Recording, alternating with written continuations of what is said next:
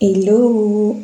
Les passagers en destination du pays de Morphée sont priés, avant de bien s'installer, de liker la vidéo, de s'abonner et de laisser un petit cœur pour le chauffeur. Ready? Let's go! L'histoire que je m'apprête à vous conter s'intitule Le salaire.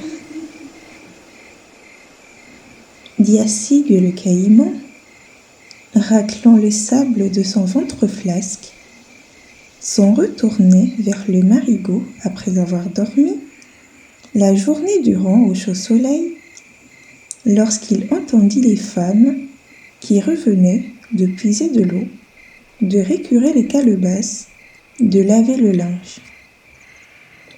Ces femmes, qui avaient certainement plus abattu de besogne avec leur langue qu'avec les mains, parlaient et parlaient encore. Elles disaient en se lamentant que la fille du roi était tombée dans l'eau et qu'elle s'était noyée, que fort probablement, c'était même certain, une esclave l'avait affirmé, dès l'aurore, Bourg le roi allait assécher le marigot pour retrouver le corps de sa fille bien-aimée. Diacygue, dans le trou, à flanc de marigot, se trouvait à côté du village, était revenu sur ses pas et s'en était allé loin à l'intérieur des terres dans la nuit noire. Le lendemain, on avait, en effet, asséché le marigot et on avait, de plus, tué tous les caïmans qui l'habitaient. Et, dans le trou du plus vieux, on avait retrouvé le corps de la fille du roi. Au milieu du jour, un enfant qui allait chercher du bois mort avait trouvé Diacygue le caïman dans la brousse. « Que fais-tu là, Diacygue » s'enquit l'enfant. « Je me suis perdu, » répondit le caïman. « Veux-tu me porter chez moi, Gonée ?»« Il n'y a plus de marigot, » dit l'enfant. « Porte-moi alors au fleuve, » demanda Diacygue le caïman. Gonée, l'enfant, alla chercher une natte et des lianes. Il enroula Diacygue dans la natte qu'il attacha avec les lianes, puis il la chargea sur sa tête, marcha jusqu'au soir et atteignit le fleuve. Arrivé au bord de l'eau, il déposa son fardeau, coupa les lianes et déroula la natte. Diacygue lui dit alors : « Gonée, j'ai les membres tout engourdis de ce long voyage. Veux-tu me mettre à l'eau, je t'en prie ?» Gonée l'enfant marcha dans l'eau jusqu'aux genoux et il alla déposer Diacygue quand celui-ci lui demanda : « Va jusqu'à ce que l'eau t'atteigne à la ceinture, car ici je ne pourrai pas très bien nager. » Gonée s'exécuta et avança jusqu'à ce que l'eau lui fût autour de la taille. « Va encore jusqu'à la poitrine, » supplia le caïman. L'enfant alla jusqu'à ce que l'eau lui atteignît la poitrine. « Tu peux bien arriver jusqu'aux épaules maintenant. » Gonée marcha jusqu'aux épaules et Diacygue lui dit : « Dépose-moi maintenant. » Gonée obéit. Il allait s'en retourner sur la rive lorsque le caïman lui saisit le bras. « Oui, yayo ! Oh ma mère !» cria l'enfant. « Qu'est-ce que ceci ? Lâche-moi !»« Je ne te lâcherai pas, car j'ai très faim, Gonée. »« Lâche-moi ! Je ne te lâcherai pas. Je n'ai rien mangé depuis 2 jours et j'ai trop faim. Dis-moi, Diacygue, le prix d'une bonté, est-ce donc une méchanceté ou une bonté ? Une bonne action se paie par une méchanceté et non par une bonne action. Maintenant, c'est moi qui suis en ton pouvoir, mais cela n'est pas vrai. Tu es le seul au monde certainement à l'affirmer. Ah, tu le crois ? Eh bien, Interrogeons les gens. Nous saurons ce qu'ils diront. D'accord, accepta Yassig. Mais s'il s'en trouve 3 qui soient de mon avis, tu finiras dans mon ventre, je t'assure. À peine finissait-il sa menace qu'arriva une vieille, très vieille vache qui venait s'abreuver.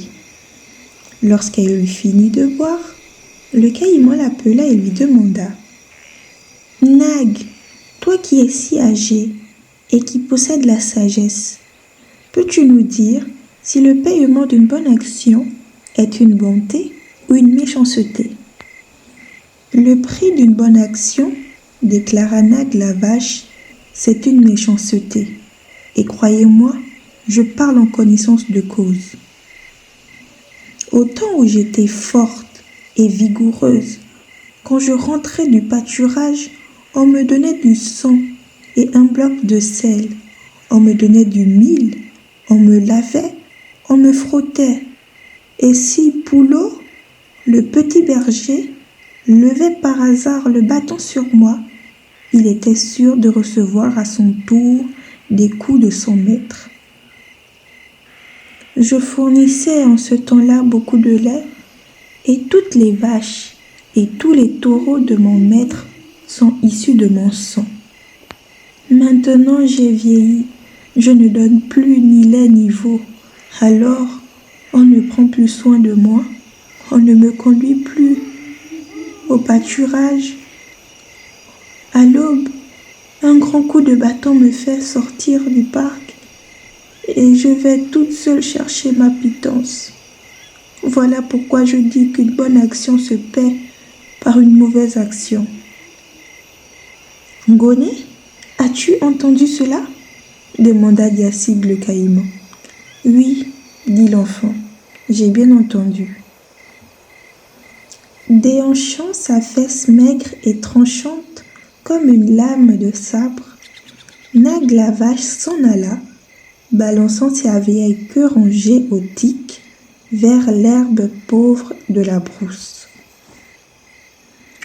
Survint alors Phas le cheval, vieux et éthique. Il allait balayer l'eau de ses lèvres tremblantes avant de boire, lorsque le caïman l'interpella.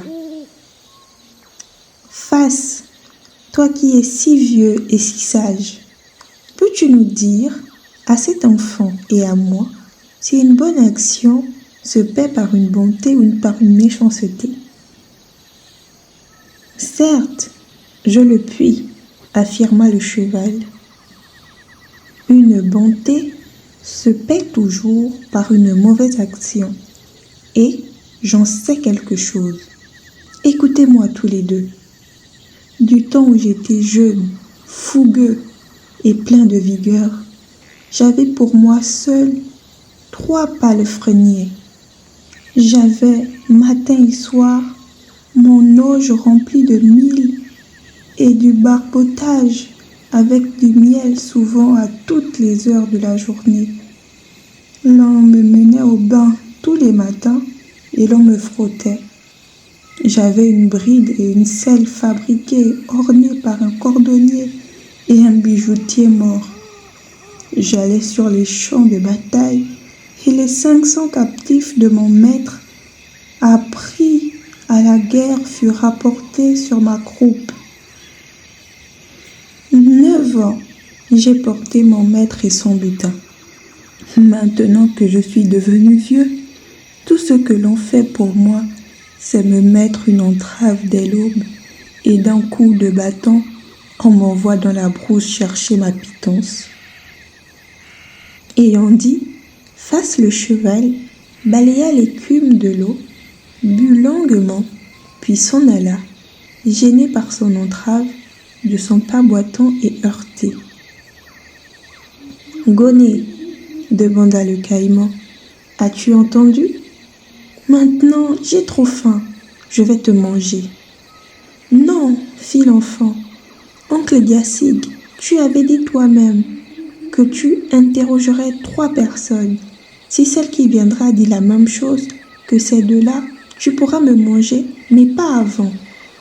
Entendu, acquiesça le caïman, mais je te préviens que nous n'irons pas plus loin. Au galop et sautillant derrière, Luck le lièvre passait. Diassig l'appela.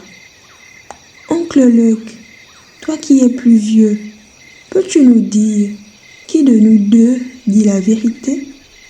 Je déclare qu'une bonne action se paie par une méchanceté, et cet enfant déclare que le prix d'une bonne action, c'est une bonté.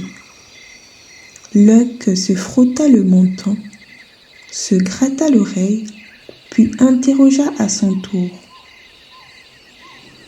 Diassig, mon ami, demandez-vous à l'aveugle de vous affirmer si le coton est blanc ou si le corbeau est bien noir? Assurément non, avoua le caïman. Peux-tu me dire où va l'enfant dont tu ne connais pas les parents? Certainement pas. Alors explique-moi ce qui s'est passé et je pourrai peut-être répondre à votre question sans risque de beaucoup me tromper. Eh bien, oncle Luc, voici. Cet enfant m'a trouvé là-bas, à l'intérieur des terres. Il m'a enroulé dans une natte et il m'a porté jusqu'ici. Maintenant j'ai faim. Et comme il faut bien que je mange, car je ne veux point mourir, ce serait bête de le laisser partir pour courir après une proie incertaine. Incontestablement, reconnut Luck. Mais si les paroles sont malades, les oreilles, elles, doivent être bien portantes. Et mes oreilles, à ce que j'ai toujours cru, sont bien portantes. Ce dont je remercie le bon Dieu, car il est une des paroles, frère Diassig, qui ne me paraît pas en bonne santé. Laquelle est-ce? Interrogea le caïman. C'est lorsque tu prétends que ce bambin t'a porté dans une natte et t'a fait venir jusqu'ici. Cela, je ne peux le croire. Pourtant c'est vrai, affirma l'enfant. Tu es un menteur, comme ceux de ta race, fit le lièvre. Il a dit la vérité pourtant, confirma Diassig. Je ne pourrais le croire que si je le vois. Douta Luck. Sortez de l'eau tous les deux. L'enfant et le caïman sortirent de l'eau. Tu prétends que tu as porté ce gros caïman dans cette natte? Comment as-tu fait? Je l'ai enroulé dedans et j'ai ficelé la natte. Eh bien, je veux voir comment. Diassig s'affala dans la natte que l'enfant enroula. Et tu l'as ficelée, as-tu dit? Oui, ficelle-la voir. L'enfant ficela solidement la natte. Et tu l'as portée sur la tête? Oui, je l'ai portée sur ma tête. Eh bien, porte sur ta tête que je le vois. Quand l'enfant eut soulevé natte et caïman et les eut posés sur sa tête, que le lièvre lui demanda. Gonnet, tes parents sont-ils forgerons? Que non pas? Diassig n'est donc pas ton parent. Ce n'est pas ton totem? Non, pas du tout. Emporte donc ta charge chez toi. Ton père et ta mère et tous tes parents et leurs amis te remercieront, puisque vous en mangez à la maison. Ainsi doivent être payés ceux qui oublient les bonnes actions.